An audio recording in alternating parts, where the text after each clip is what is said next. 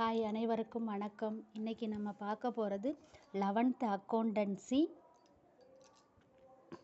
பாடம் 10 தேய்மான கணக்கிடல பயிற்சி கணக்கு 9. ஒரு சுதா நிர்மம் ஏப்ரல் 1, 2008 அன்று 64,000 மதிப்புள்ள இயந்திரம் வாங்கியது. இயந்திரத்தை நிறுவுவதற்காக 28,000 செலவு செய்தது. ஆண்டுக்கு 10% தேய்மானம் நேர்கோட்டு முறையில் கணக்கிட வேண்டும். இயந்திரம் பயனற்று போனதால் 30 ஜூன் 2010 அன்று 52,000க்கு விற்கப்பட்டது. ஒவ்வொரு ஆண்டும் கணக்குகள் டிசம்பர் 31 முடிக்க பெற்றன. இதில் இயந்திர கணக்கை தயாரிக்கவும். இப்போ என்னங்கன்னா, சுதாங்கிறவங்க ஏப்ரல் 1 64,000 வாங்கியிருக்காங்க. அப்புறம் இயந்திரம் நிறுவனத்திற்காக 28,000. அதே தேதி எதுவுமே கொடுக்கலன்னா அதே தேதியை தான் யூஸ் பண்ணிக்கணும். அடுத்தது தேய்மானம் 10% கொடுத்துருக்காங்க. அது என்ன செஞ்சுருக்காங்க, இயந்திரம் பயனற்று போனதுனால எப்போ விற்றுருக்காங்க, ஜூலை 2010 விற்றுருக்காங்க. அப்போ 2008 2010 அப்படிங்கிறது 2008 அப்படிங்கிறது 3 வருஷத்தை குறிக்கும். அப்போ எப்போ முடிக்கணும்னு சொல்லியிருக்காங்க அப்படின்னா டிசம்பர் 31. இந்த டிசம்பர் 31 முடிஞ்சால் தொடக்கம் எப்படி இருக்கும் அப்படின்னா ஜனவரி 1 அந்த இதில் தான் இருக்கும். அதே ஆனால் 1 வந்திருக்காங்க அப்படின்னா இதை நம்ம கணக்கு போடும்போது பார்க்கலாம். இப்போ கணக்கு எண் 9 என்ன போட்டிருக்கோம், இயந்திரம் விற்றதனால் ஏற்பட்ட லாபம் அல்லது நட்டம் கணக்கிடல்.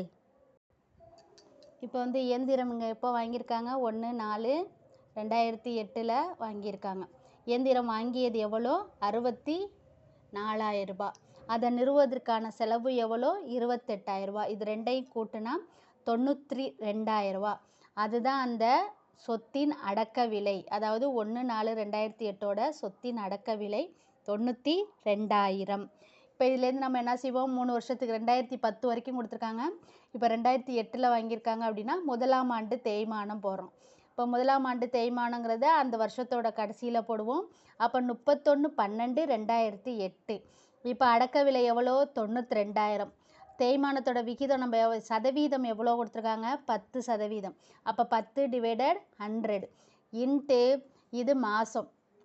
இப்போ எப்போ வாங்கியிருக்காங்க, 4 வாங்கியிருக்காங்க. வருஷம் எப்போ முடியுது, 12. அப்போ தொடக்கங்கிறது உனக்கு எப்போ வரும், 1/1/2008 வரும். அப்போ 4 தான் வாங்கியிருக்காங்க. இந்த 4லேருந்து 12க்கு எத்தனை மாதம் அப்படிங்கிறத பார்க்கணும். அப்போ 4, 5, 6, 7, 8, 9, 10, 11, 12. அப்போ 9 மாதம் வருது.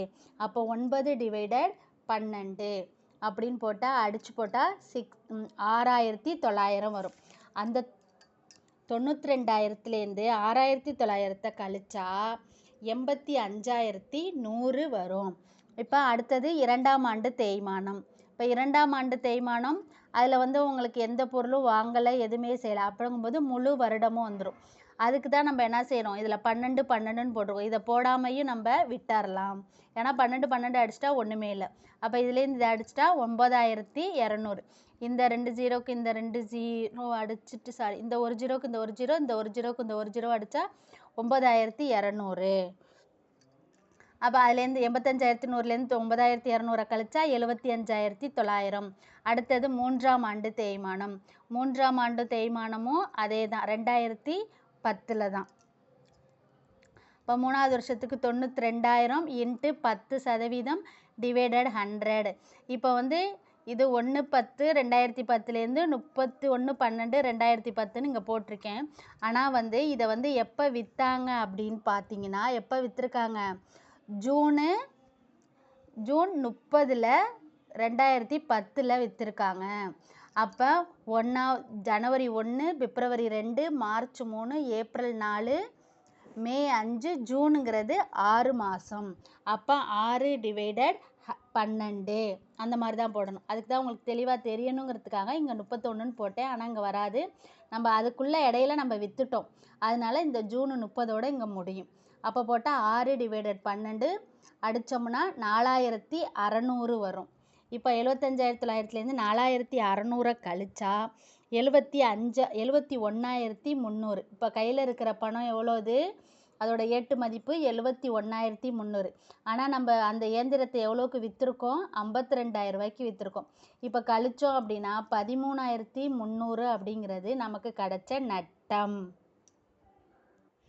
ஓகேவா? இப்போ நட்டம் கிடச்சிருக்கு. இதில் இன்னொன்று கண்டுபிடிக்க சொல்லியிருக்காங்க. என்ன அப்படின்னா இயந்திர கணக்கு கண்டுபிடிக்க சொல்லியிருக்காங்க. இயந்திர கணக்கை நம்ம பேரேட்டு கணக்காக போடுறோம். அதுக்கு பேரேட்டு கணக்குக்கு நம்ம என்ன போடுவோம், நாள் விவரம் தொகை, அடுத்தது நாள் விவரம் தொகை. இது பற்று சைடு, இது வரவு சைடு.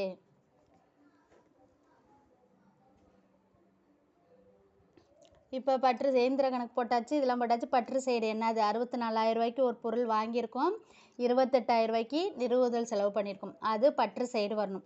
இப்போ உள்ள வங்கி கணக்கு பற்று வங்கி கணக்கு 64,000, வங்கி கணக்கு 28,000. இப்போ இது ரெண்டையும் இங்கே போட்டோம். அந்த வருஷத்தோட தேய்மான கணக்கு நம்ம எவ்வளோ முன்னாடி கண்டுபிடிச்சிருக்கோம் அப்படின்னா 6,900. இப்போ இதை கூட்டினா 92,000. 92ல் இந்த 6,900 கழிஞ்சிருச்சுன்னா 85,100. அது இருப்பு கீழே இறக்கப்பட்டது. இதை அடுத்த வருஷத்துக்கு ஆரம்பத்துக்கு கொண்டுட்டு வந்தோம் அப்படின்னா இருப்பு கீழே கொண்டு வரப்பட்டதுன்னு வரும். 2009 ஜனவரி 1ல். அதே 2009 டிசம்பர் 31ல் தேய்மான கணக்கு எவ்வளோ கண்டுபிடிச்சோம், 9,200. அந்த 9,200லேருந்து இந்த 55,100 கழிச்சா 75,900. இது இருப்பு கீழே இறக்கப்பட்டது. இதை இங்கே அடுத்த வருஷத்துக்கு மொதலுக்கு கொண்டுட்டு வந்தோம் அப்படின்னா ஜனவரி 1, 2010ல் இருப்பு கீழே கொண்டு வரப்பட்டது. இப்போ 2010 தேய்மான கணக்கு எவ்வளோ கண்டுபிடிச்சிருக்கோம் அப்படின்னா 4,000. முன்னாடி அதில் பார்த்தது தான். இப்போ வங்கி கணக்கு. இப்போ இந்த இடத்துல ஏன் வங்கி கணக்கு வந்துச்சு அப்படின்னா, இப்போ இங்கே வங்கி கணக்கு ஏன் வந்துச்சுன்னா இந்த பொருள் விற்றதுக்கான வங்கி கணக்கு வரவுல வரும். அப்போ இங்கே வங்கி கணக்கு இது என்னது, இயந்திரம் வாங்கியது, இயந்திரம் விற்றது, வங்கி கணக்கு பற்று, இயந்திர கணக்கு வரவு. அப்போ வங்கி இங்கே வரவுல வரும் 52,000. இப்போ என்ன செய்யணும், 52 இங்கே 75,900. இந்த 75,900 இந்த 52,400 கூட்டி கழிச்சோம் அப்படின்னா 19,900. நமக்கு எவ்வளோ வந்திருக்கு, நட்டம். புரியுதா? இதுதான் ஆன்சர். தேங்க்யூ.